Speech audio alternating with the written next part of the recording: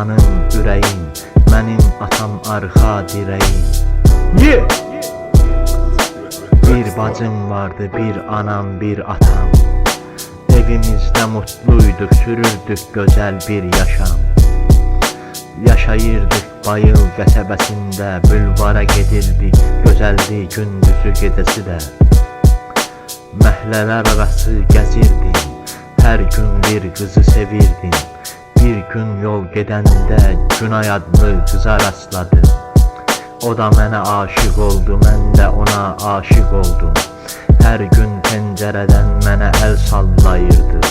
Yolda da bəzən Günay mənə rastlayırdı. Bizim sevgimiz oradaca da yarıda qaldı.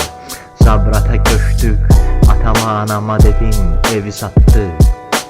Atam insulit deyilən xəstəliyə tutulmuşdu.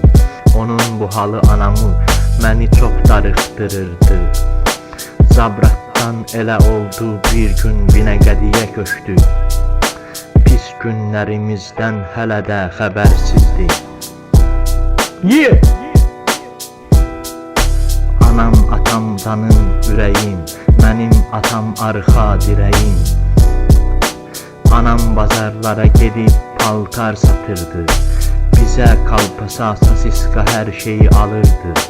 Biz çox kasıb idik, amma əvvəl elə deyildi. Atamın xəstəliyi ciddiləşir, anam və mən əzab çəkirdik. Bir gün evdə oturmuşduq, anamla televizora baxırdı. Atam birdən yerə əyilib və dedi, mənə kömək edin, ağzından, beynindən qan gəldi. Avlunun yanında yerə yıxılıb dünyasını dəyişdi. Anam və mən ağladıq. Bir gün anamı da Quran öyrənməyə yolladıq. Yoldan gələndə anamı da maşın vurdu. Zalim qismət son zərbəsini də vurdu.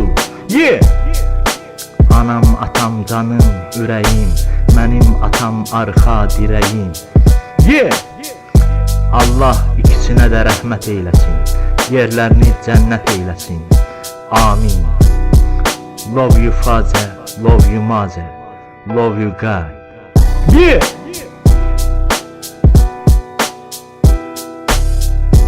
Kahretsin, mən bələgin hizmətinə, ama neyse.